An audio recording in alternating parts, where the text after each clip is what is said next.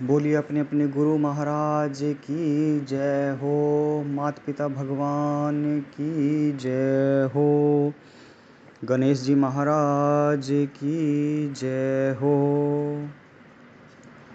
वैसे तो हमारे हिंदू धर्म में प्रत्येक व्रत त्यौहार का अपना महत्व है। आज वैशाख पूर्णिमा का एक विशेष महत्व और कथा के रूप में जो हमारे सामने हैं वो हम प्रस्तुत करने जा रहे हैं। वैशाख पूर्णिमा की आप सभी भक्तों को हार्दिक शुभकामनाएं। वैशाख पूर्णिमा के दिन शुद्ध बुद्ध होकर अपने इष्ट का ध्यान करना चाहिए। नारायण भगवान का विशेष रूप से पूजन और व्रत करना चाहिए। अपने इष्ट का व्रत करना चाहिए।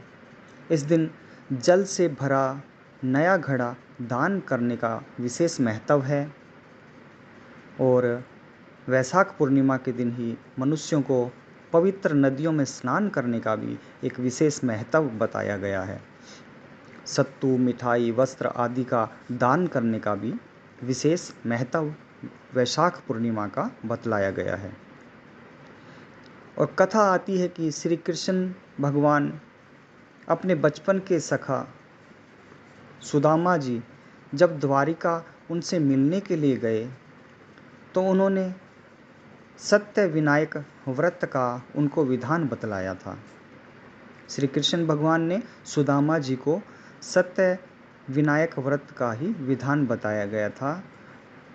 इसी व्रत के प्रभाव से सुदामा जी की दरिद्रता दूर हुई थी। सुदामा जी ने इस व्रत को किया था और इस व्रत के प्रभाव से उनकी दरिद्रता दूर हुई। वह अत्यंत धनी और ऐश्वर्यशाली हुए और कहते हैं कि इस दिन धर्मराज की भी पूजा की जाती है। अपने अपने इष्ट की भी विशेष रूप से पूजा इस दिन की जाती है। वैशाख पूर्णिमा की व्रत कथा के साथ साथ हम सत्यनारायण भगवान की व्रत कथा का भी श्रवण करने जा रहे हैं। बोलिए गणेश जी महाराज की जय हो। सत्यनारायण भगवान की जय हो।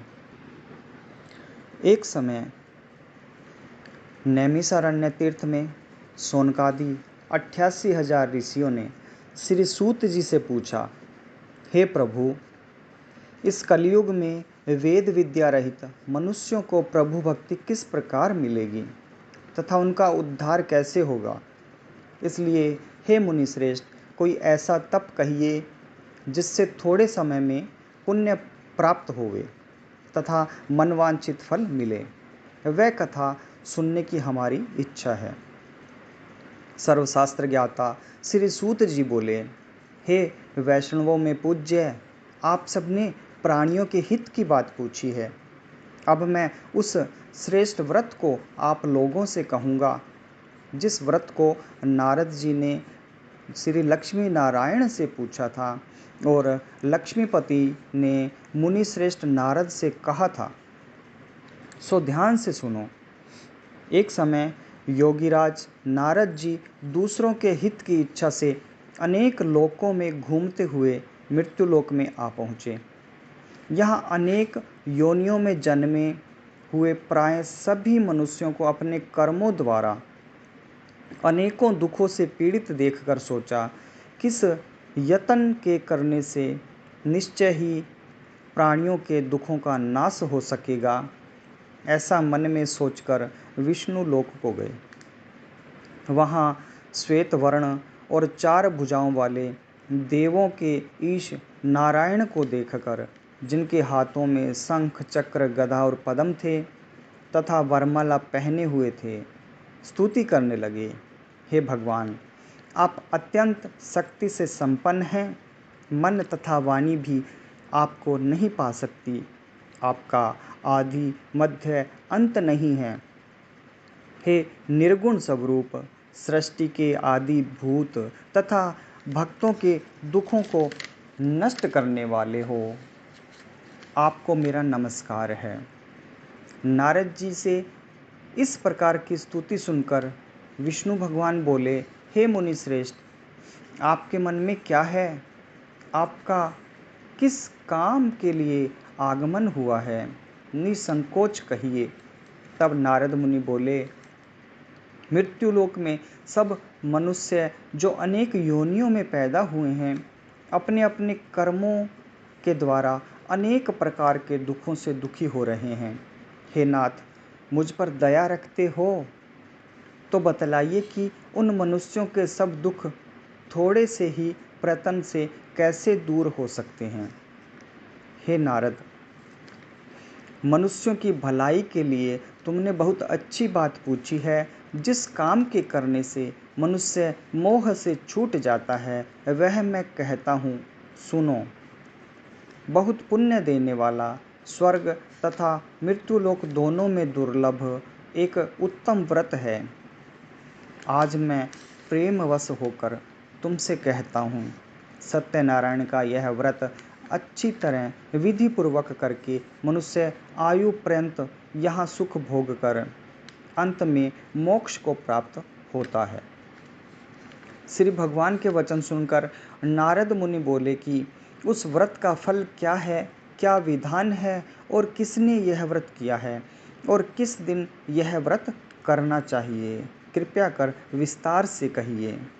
भगवान बोले, दुख, शोक आदि को दूर करने वाला, धन धान्य को बढ़ाने वाला, सौभाग्य तथा संतान को देने वाला, यह व्रत सब स्थानों पर विजय करने वाला है। भक्ति और श्रद्धा के साथ किसी भी दिन मनुष्य श्री सत्यनारायण जी की ब्राह्मणों और बंधुओं के साथ धर्मपरायण होकर पूजा करें। भक्ति भाव से नैवेद्य, केले का फल, घी, दूध और गेहूं का चूर्ण सवाया लेवे। गेहूं के अभाव में साठी का चूर्ण, शक्कर तथा गुड़ लें और सब भक्षण योग्य पदार्थ जमा करा के भगवान के अर्पण कर देवे तथा बंधुओं सहित ब्राह्मणों को भोजन करावें। पश्चात स्वयं भोजन करें। नृत्य, गीत आदि का आचरण कर सत्यनारायण भगवान का स्मरण करते हुए समय व्यतीत करें। इस तरह व्रत करने पर मनुष्यों की इच्छा निश्चय पूरी होती है। विशेषकर कलिकाल में भूमि पर यही मोक्ष का सरल उपाय है। बोलिए सत्यनारायण भगवान की जय हो। अब यहाँ से दूसरा अध्याय प्रारंभ होता है। श्री सूत जी बोले कि हे ऋषियों, जिसने पहले समय में इस व्रत को किया है उसका इतिहास कहता हूँ, ध्यान से सुनो। सुंदर काशीपुरी नगरी में एक अत्यंत निर्धन ब्राह्मण रहता था। वह भूख और प्यास से बेचैन हुआ नित्य पृथ्वी पर घूमता था। ब्राह्मणों से प्रेम करने वाले भगवान ने ब्राह्मण को दुखी देखकर बूढ़े ब्राह्मण का रूप धर उसके पास जा आदर के साथ पूछा, हे विप्र, नित्य दुखी हुआ पृथ्वी पर क्यों घूमता है? हे श्रेष्ठ ब्राह्मण, यह सब मुझसे कहो, मैं सुनना चाहता हूँ। ब्राह्मण बोला, मैं निर्धन ब्राह्मण हूँ, भिक्षा के लिए पृथ्वी पर फिरता हूँ। हे भगवान, यदि आप इसका उपाय जानते हो तो कृपया कर कहिए। वृद्ध ब्राह्मण बोला कि सत्यनारायण भगवान मनवांछित फल देने वाले हैं, इसलिए हे ब्राह्मण, तू उनका पूजन कर, जिसके करने से मनुष्य सब दुखों से मुक्त होता है। ब्राह्मण को व्रत का सारा विधान बतलाकर बूढ़े ब्राह्मण का रूप धारण करने वाले सत्यनारायण भगवान अंतर्ध्यान हो गए। जिस व्रत को वृद्ध ब्राह्मण ने बतलाया है, मैं उसको करूँगा। यह निश्चय करने पर उसे रात में नींद भी नहीं आई। वह सवेरे उठ सत्यनारायण के व्रत का निश्चय कर भिक्षा के लिए चला। उस दिन उसको भिक्षा में बहुत धन मिला, जिससे बंधु बांधवों के साथ उसने सत्यनारायण का व्रत किया। इसके करने से वह ब्राह्मण सब दुखों से छूटकर अनेक प्रकार की संपत्तियों से युक्त हुआ। उस समय से वह ब्राह्मण हर माह व्रत करने लगा। इस तरह सत्यनारायण भगवान के व्रत को जो करेगा वह सब पापों से छूटकर मोक्ष को प्राप्त होगा। आगे जो पृथ्वी पर सत्यनारायण भगवान का व्रत करेगा वह मनुष्य सब दुखों से छूट जाएगा। इस तरह नारद जी ने नारायण का कहा हुआ यह व्रत मैं तुमसे कहा। हे विप्रों, मैंने अब और क्या कहूँ। ऋषि बोले, हे मुनीश्वर, संसार में इस ब्राह्मण से सुनकर किस किस ने इस व्रत को किया, हम वह सब सुनना चाहते हैं। इसके लिए हमारे मन में बड़ी ही श्रद्धा है। सूत जी बोले, हे मुनियों, जिस जिसने इस व्रत को किया है वह सब सुनो। एक समय एक ब्राह्मण धन और ऐश्वर्य के अनुसार बंधु बांधवों के साथ व्रत करने को तैयार हुआ। उसी समय एक लकड़ी बेचने वाला बूढ़ा आदमी आया और बाहर लकड़ियों को रखकर ब्राह्मण के मकान में गया। प्यास से दुखी लकड़हारा उनको व्रत करते देखकर ब्राह्मण को नमस्कार कर कहने लगा कि आप यह क्या कर रहे हैं और इसके करने से क्या फल मिलता है, कृपया करके मुझे भी बतलाइए। ब्राह्मण ने कहा, सब मनोकामनाओं को पूरा करने वाला यह सत्यनारायण भगवान का व्रत है। इसकी ही कृपा से मेरे यहाँ धन धान्य आदि की वृद्धि हुई है। ब्राह्मण से इस व्रत के बारे में जानकर लकड़हारा बहुत प्रसन्न हुआ। चरणामृत ले और प्रसाद पाने के बाद अपने घर को गया। लकड़हारे ने अपने मन में इस प्रकार का संकल्प किया कि आज ग्राम में लकड़ी बेचने से जो धन मिलेगा उसी से सत्यनारायण भगवान का उत्तम व्रत करेगा। यह मन में विचार कर वह बूढ़ा आदमी लकड़ियाँ अपने सिर पर रखकर जिस नगर में धनवान लोग रहते थे वह ऐसे सुंदर नगर में गया। उस रोज वहाँ पर उसे उन लकड़ियों का दाम पहले दिनों से 4 गुना मिला। तब वह बूढ़ा लकड़हारा दाम ले और अति प्रसन्न हो पक्के केले की फली, शक्कर, घी, दूध, दही और गेहूं का चूर्ण इत्यादि सत्यनारायण भगवान के व्रत की कुल सामग्रियों को लेकर अपने घर गया। फिर उसने अपने भाइयों को बुलाकर विधि के साथ भगवान जी का पूजन किया और व्रत किया। उस व्रत के प्रभाव से वह बूढ़ा लकड़हारा धन, पुत्र आदि से युक्त हुआ और संसार के समस्त सुख भोग कर बैकुंठ को चला गया। बोलिए सत्यनारायण भगवान की जय हो। यहाँ द्वितीय अध्याय संपन्न होता है और तृतीय अध्याय प्रारंभ होता है। श्री सूत जी बोले, हे श्रेष्ठ मुनियों, अब आगे की कथा कहता हूँ, सुनो। पहले समय में उल्कामुख नाम का एक बुद्धिमान राजा था। वह सत्यवक्ता और जितेंद्रिय था। प्रतिदिन देव स्थानों पर जाता तथा गरीबों को धन देकर उनके कष्ट दूर करता था। उसकी पत्नी कमल के समान मुख वाली और सती साध्वी थी। भद्रशिला नदी के तट पर उन दोनों ने श्री सत्यनारायण भगवान का व्रत किया। उस समय से वहाँ एक साधु वैश्य आया। उसके पास व्यापार के लिए बहुत सा धन था। वह नाव को किनारे पर ठहराकर राजा के पास गया और राजा को व्रत करते हुए देखकर विनय के साथ पूछने लगा, हे राजन, भक्तियुक्त चित्त से आप क्या कर रहे हैं? मेरी सुनने की इच्छा है, सो आप यह मुझे भी बतलाइए। राजा बोला, हे साधु, अपने बांधवों के साथ पुत्रादि की प्राप्ति के लिए महाशक्तिवान भगवान सत्यनारायण जी का व्रत और पूजन किया जा रहा है। राजा के वचन सुनकर साधु आदर से बोला, हे राजन, मुझसे इसका सब विधान बतलाइए। मैं भी आपके कथानुसार इस व्रत को करूँगा। मेरे भी कोई संतान नहीं है और इससे निश्चय ही होगी। राजा से सब विधान सुन व्यापार से निवृत्त हो वह आनंद के साथ घर गया। साधु ने अपनी स्त्री से संतान देने वाले उस व्रत का समाचार सुनाया और कहा कि जब मेरे संतान होगी तब मैं इस व्रत को करूँगा। साधु ने ऐसे वचन अपनी स्त्री लीलावती से कहे। एक दिन उसकी स्त्री लीलावती पति के साथ आनंदित हो सांसारिक धर्म में प्रवृत्त होकर सत्यनारायण भगवान की कृपा से गर्भवती हो गई तथा 10वें माह में उसके एक सुंदर कन्या का जन्म हुआ। दिनों दिन वह इस तरह बढ़ने लगी जैसे शुक्ल पक्ष का चंद्रमा बढ़ता है। कन्या का नाम कलावती रखा गया। तब लीलावती ने मीठे शब्दों में अपने पति से कहा कि जो आपने संकल्प किया था कि भगवान का व्रत करूँगा, अब आप उसे करिए। साधु बोला, हे प्रिय, इसके विवाह पर करूँगा। इस प्रकार अपनी पत्नी को आश्वासन दे वह नगर को गया।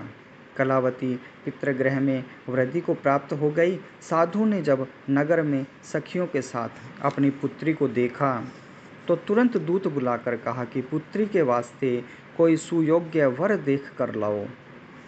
साधु की आज्ञा पाकर दूत कंचन नगर पहुंचा और वहां पर बड़ी खोज और देखभाल कर लड़की के लिए सुयोग्य वाणिक पुत्र को ले आया। उस सुयोग्य लड़के को देखकर साधु ने अपने बंधु बांधवों सहित प्रसन्नचित्त अपनी पुत्री का विवाह उसके साथ कर दिया। किंतु दुर्भाग्य से विवाह के समय भी वह व्रत को करना भूल गया।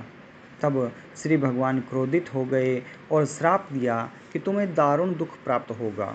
अपने कार्य में कुशल साधु बनिया जमाता सहित समुद्र स्थित रतनपुर नगर में गया और वहाँ दोनों ससुर जमाई चंद्रकेतु राजा के उस नगर में व्यापार करने लगे।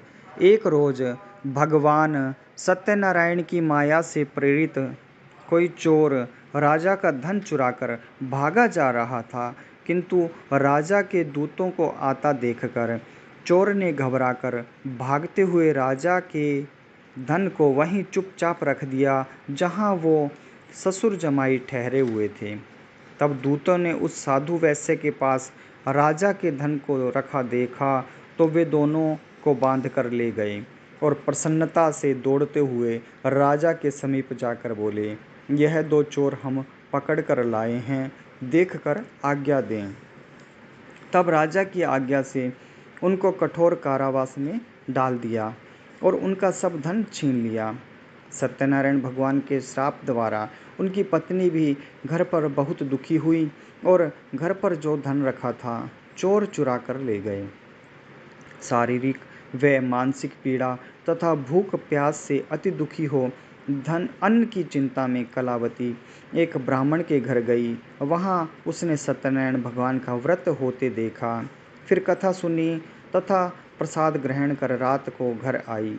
माता ने कलावती से कहा कि हे पुत्री, अब तक कहाँ रही, वह तेरे मन में क्या है? कलावती बोली, हे माता, मैंने एक ब्राह्मण के घर श्री सत्यनारायण भगवान का व्रत देखा है।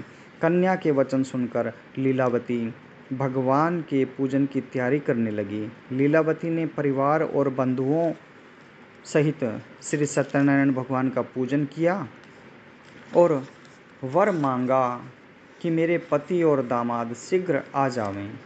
साथ ही प्रार्थना की कि हम सबका अपराध क्षमा करें।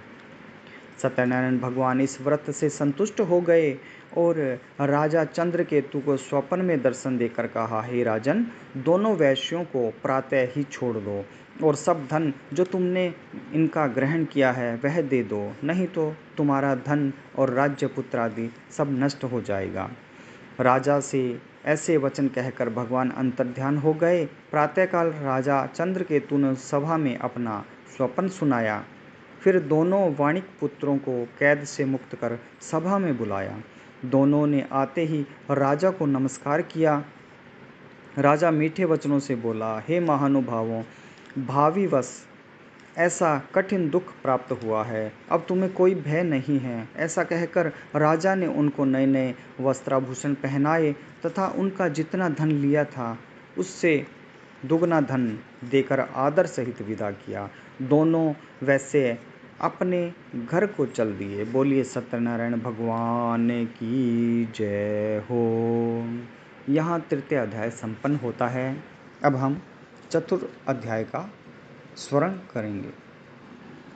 सूत जी बोले, वैसे ने मंगलाचार करके यात्रा प्रारंभ की और अपने नगर को चला। उनके थोड़ी दूर निकलने पर दंडी वेशधारी सत्यनारायण भगवान ने उनसे पूछा, हे साधु, तेरी नाव में क्या है? अभिमानी वाणिक हंसते हुए बोला कि हे दंडी, आप क्यों पूछते हो? क्या धन लेने की इच्छा है? मेरी नाव में तो बेल और पत्ते भरे हैं। वैश्य का कठोर वचन सुनकर भगवान ने कहा, तुम्हारा वचन सत्य हो। दंडी ऐसा कहकर वहां से दूर चले गए और कुछ दूर जाकर समुद्र के किनारे बैठ गए। दंडी के जाने पर वैश्य ने नित्य क्रिया करने के बाद नाव को ऊंची उठी देखकर अचंभा किया और नाव में बेलपत्ते आदि देखकर मूर्छित हो जमीन पर गिर पड़ा। फिर मूर्छा खुलने पर अत्यंत शोक प्रकट करने लगा।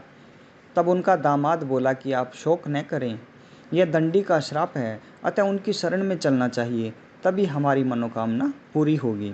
दामाद के वचन सुनकर वह दंडी के पास पहुंचा और अत्यंत भक्ति भाव से नमस्कार करके बोला, मैंने जो आपसे असत्य वचन कहे थे उनको क्षमा करो। ऐसा कहकर महान शोकातुर हो रोने लगा। तब दंडी भगवान बोले, हे वाणिक पुत्र, मेरी आज्ञा से बार बार तुम्हें दुख प्राप्त हुआ है, तू मेरी पूजा से विमुख हुआ है। साधु बोला, हे भगवान, आपकी माया से मोहित ब्रह्मा आदि भी आपके रूप को नहीं जानते, तब मैं अज्ञानी कैसे जान सकता हूँ? आप कृपया कर प्रसन्न हो जाइए, मैं सामर्थ्य के अनुसार आपकी पूजा करूँगा। मेरी रक्षा करें और पहले के समान नौका में धन भर दो।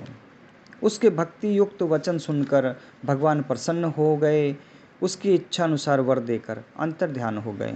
तब उन्होंने नाव पर आकर देखा कि नाव धन से परिपूर्ण है।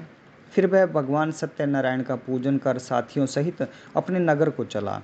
अब अपने नगर के निकट पहुंचा, तब दूत को घर भेजा। दूत ने साधु के घर जा उसकी स्त्री को नमस्कार कर कहा कि साधु अपने दामाद सहित इस नगर के समीप आ गए हैं। ऐसा वचन सुन साधु की स्त्री ने बड़े हर्ष के साथ सत्यदेव का पूजन कर पुत्री से कहा, मैं अपने पति के दर्शन को जाती हूँ, तो कार्य पूर्ण कर शीघ्र आ। माता के ऐसे वचन सुनकर कलावती प्रसाद छोड़कर पति के पास गई। प्रसाद की अवज्ञा के कारण सत्यदेव रुष्ट हो गए। उसके पति को नाव सहित पानी में डुबो दिया। कलावती अपने पति को न देखकर रोती हुई जमीन पर गिर गई। इस तरह नौका को डूबा हुआ तथा कन्या को रोता देख साधु दुखी हो बोला, हे प्रभु, मुझसे या मेरे परिवार से जो भूल हुई है उसे क्षमा करें। उसके दीन वचन सुनकर सत्यदेव प्रसन्न हो गए और आकाशवाणी हुई कि हे साधु, तेरी कन्या मेरे प्रसाद को छोड़कर आई है, इसलिए इसका पति अदृश्य हुआ है। यदि वह घर जाकर प्रसाद खाकर लौटे तो इसे पति अवश्य मिलेगा। ऐसी आकाशवाणी सुनकर कलावती ने घर पहुंचकर प्रसाद ग्रहण किया, फिर आकर पति के दर्शन किए। तत्पश्चात साधु ने बंधु बांधवों सहित सत्यदेव का विधिपूर्वक पूजन किया। उस दिन से वह प्रत्येक पूर्णिमा को सत्यनारायण का पूजन करने लगा। फिर इस लोक का सुख भोग कर अंत में स्वर्ग लोक को गया। बोलिए सत्यनारायण भगवान की जय हो। यहाँ चतुर्थ अध्याय संपन्न होता है। अब हम पंचम अध्याय का श्रवण करने जा रहे हैं। सूत जी बोले कि हे ऋषियों, मैं और भी कथा कहता हूँ, सुनो। प्रजा पालन में लीन तुंगध्वज नाम का राजा था। उसने भी भगवान का प्रसाद त्याग कर बहुत दुख पाया। एक समय वन में जाकर वन्य पशुओं को मारकर बड़ के पेड़ के नीचे आया। वहाँ उसने ग्वालों को भक्ति भाव से बांधवों सहित सत्यनारायण जी का पूजन करते देखा। राजा देखकर भी अभिमानवश वहाँ नहीं गया और न ही नमस्कार ही किया। जब ग्वालों ने भगवान का प्रसाद उसके सामने रखा तो वह प्रसाद को त्याग कर अपनी सुंदर नगरी को चला। वहीं उसने अपना सब कुछ नष्ट पाया तो वह जान गया कि यह सब भगवान की ही लीला है।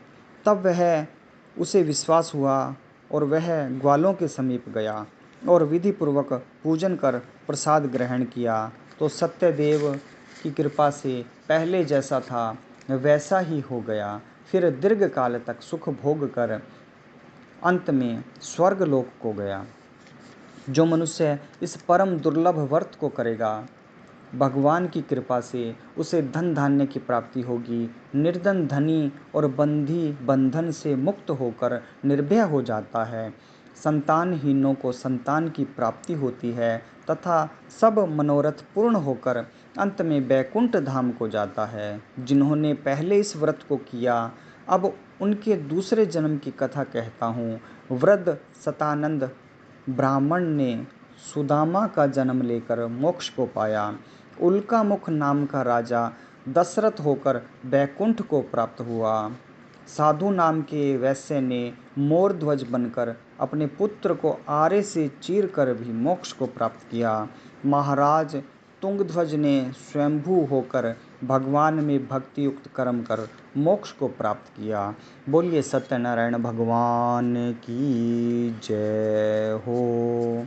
जिस प्रकार भगवान ने अपने अनेकों भक्तों पर कृपा की, उसी प्रकार हम सब पर भी अपनी कृपा बनाए रखें। बोलिए सत्यनारायण भगवान की जय हो। शिव शंकर भोलेनाथ की जय हो। जयकारा वीर बजरंगी, हर हर महादेव शंभो।